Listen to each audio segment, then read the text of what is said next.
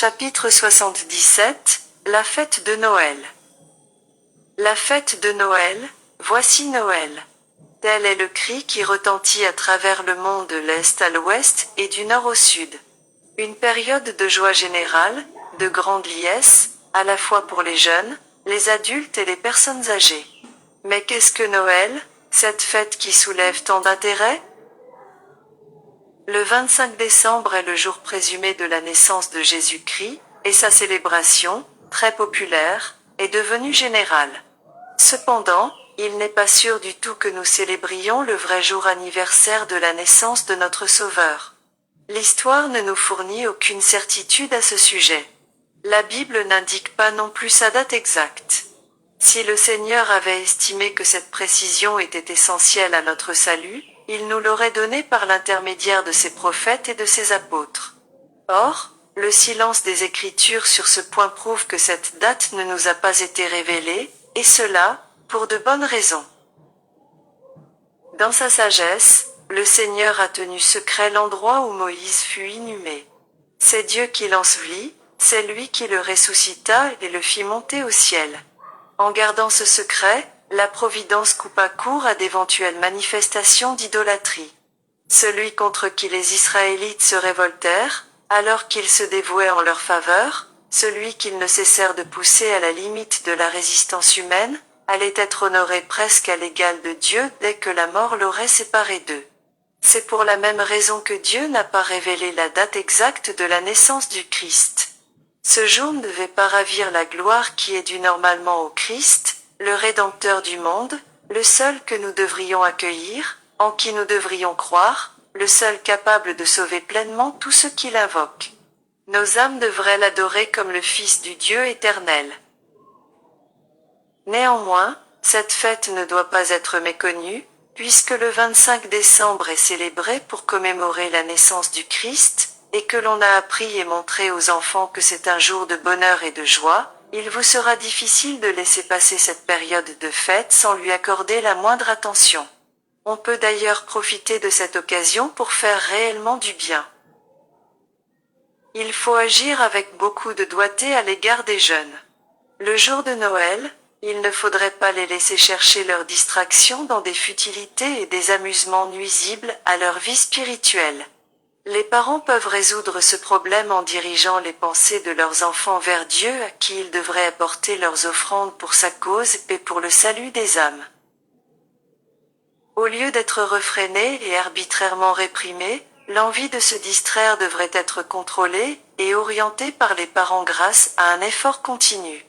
Le désir d'offrir des cadeaux peut devenir un moyen pur et sain de faire du bien à nos semblables sous forme d'offrande en faveur de l'œuvre immense et solennelle du salut pour laquelle le Christ est venu dans ce monde. Toute son action fut marquée par le renoncement et le sacrifice. Que ces qualités nous caractérisent également, nous qui prétendons aimer Jésus parce qu'en lui est notre espérance de la vie éternelle. Les échanges de cadeaux, des témoignages d'affection, la période des fêtes approche avec ces échanges de cadeaux, et jeunes et vieux s'interrogent sur ce qu'ils pourront offrir à leurs amis comme témoignage de leur attachement. Il est agréable de recevoir, de la part de ceux qui nous aiment, un cadeau, si modeste soit-il. Il est la preuve qu'on ne nous oublie pas. Et il contribue à resserrer les liens qui nous unissent à eux. Il est bon d'échanger des marques d'affection, à condition de ne pas oublier Dieu, notre meilleur ami. Nous devrions choisir des cadeaux susceptibles de procurer un bien réel aux bénéficiaires. Je recommanderais, par exemple, des livres qui favorisent la compréhension de la parole de Dieu ou contribuent à nous faire aimer davantage ses enseignements. Offrez des ouvrages que l'on pourra lire au cours des longues soirées d'hiver. Quelques livres d'enfants à conseiller. Bien des personnes ne possèdent pas de livres ou de publications traitant de la vérité présente. C'est un vaste domaine, où l'on peut investir des fonds en toute sécurité. Il existe beaucoup d'enfants à qui l'on devrait procurer de la lecture. Voici des titres de livres de grande valeur, qui peuvent sans danger être introduits dans chaque famille. The Sunshine Series, Golden Grain Series, Poems, Sabbath Reading, etc. Les petites sommes gaspillées pour acheter des bonbons, ou des jouets inutiles peuvent être économisés pour acquérir ces livres. Ceux qui désirent offrir des cadeaux de valeur à leurs enfants, petits-enfants, neveux et nièces peuvent se procurer les livres pour enfants mentionnés plus haut. Pour les jeunes, Life of Joseph Bates est très indiqué, de même que les 3 volumes de The Spirit of Prophecy. Ces ouvrages devraient se trouver dans chaque foyer. Dieu fait resplendir du ciel sa lumière, et aucune famille ne devrait en être privée. Que les cadeaux que vous offrez soient de nature à éclairer le sentier qui mène vers le ciel. Jésus ne doit pas être oublié, frères et sœurs, alors que vous discutez des cadeaux que vous pensez vous offrir les uns aux autres, je vous demande de vous souvenir de votre ami céleste, de peur que vous ne finissiez par négliger ce qui lui revient. N'éprouvera-t-il pas de la joie si nous lui montrons que nous ne l'avons pas oublié? Jésus, le prince de la vie, a tout donné pour mettre le salut à notre portée. Il a souffert jusqu'à la mort, pour que nous accédions à la vie éternelle. C'est par Jésus-Christ que chaque bénédiction nous est accordée. Notre divin bienfaiteur ne recevra-t-il pas une partie de nos témoignages de gratitude et d'amour? Venez, frères et sœurs, venez avec vos enfants, même avec vos bébés dans vos bras, et apportez vos offrandes à Dieu selon vos possibilités. Que votre cœur chante pour lui, et que vos lèvres le louent. Noël, une occasion d'honorer Dieu, de par le monde, on passe les jours de fête dans la frivolité, les folles dépenses, la parade et les excès de table. Pour Noël et le Nouvel An, on gaspillera des milliers de dollars afin de satisfaire des désirs superflus. Pour ce qui nous concerne, nous devrions nous faire un point d'honneur de rompre avec les us et coutumes de cette génération perverse. Au lieu de dépenser notre argent uniquement dans la satisfaction de nos appétits, dans des bibelots inutiles ou encore dans la mode, nous pourrons, au cours des prochaines fêtes, trouver des occasions d'honorer et de glorifier Dieu. Le Christ devrait être le suprême objet de nos aspirations. Mais, d'après la manière dont Noël est célébré, la gloire qui lui appartient est reportée sur l'homme mortel, dont la nature pécheresse et le caractère imparfait nécessitèrent la venue du Sauveur ici-bas. Jésus, la majesté du ciel, le roi des cieux, abandonna sa royauté, son trône de gloire, sa souveraineté, et vint dans ce monde pour apporter son aide divine à l'homme déchu, corrompu par le péché, affaibli dans ses facultés morales. Voilà ce que les parents devraient rappeler à leurs enfants. Ils devraient les instruire, règle sur règle, précepte sur précepte, au sujet de leurs devoirs envers Dieu, et non sur leurs prétendues obligations de s'honorer et de se flatter mutuellement par des cadeaux.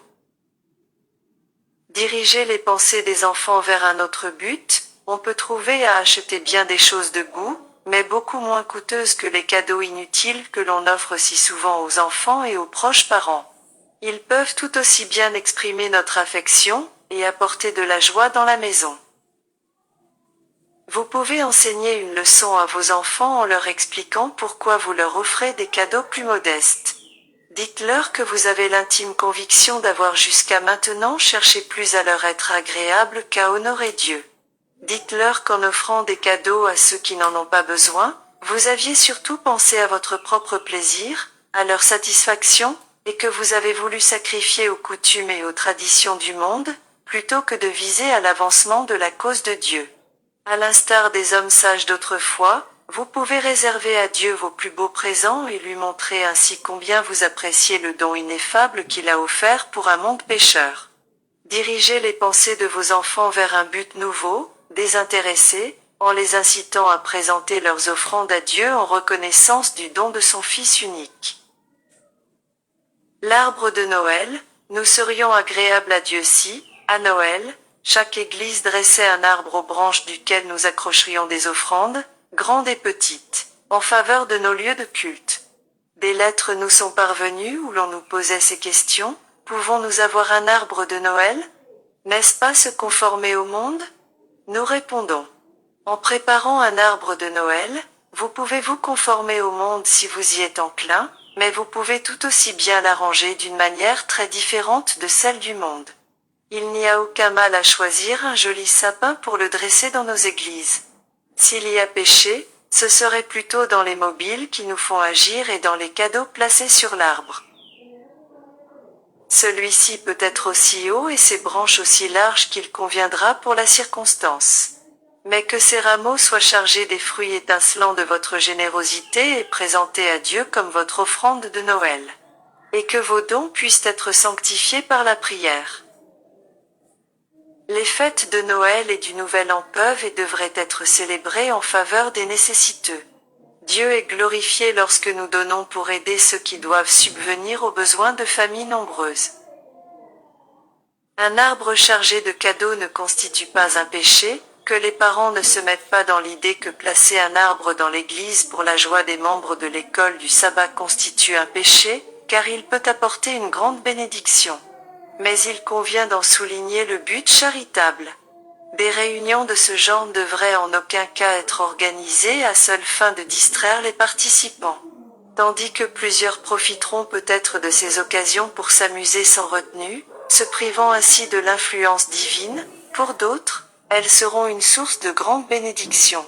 Je suis pleinement convaincu que l'on peut remplacer nombre de réunions nullement édifiantes par d'innocentes récréations.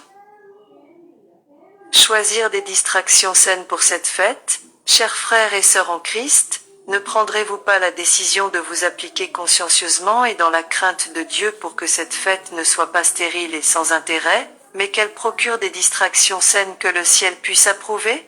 Je sais que de telles suggestions satisferont les personnes de condition modeste. Les plus riches devraient manifester le même intérêt et apporter des dons et des offrandes en rapport avec les moyens que Dieu leur a confiés. Que l'on puisse mentionner dans les livres du ciel la plus belle fête de Noël qui ait jamais eu lieu grâce à vos dons apportés pour le soutien de l'œuvre de Dieu et l'édification de son royaume.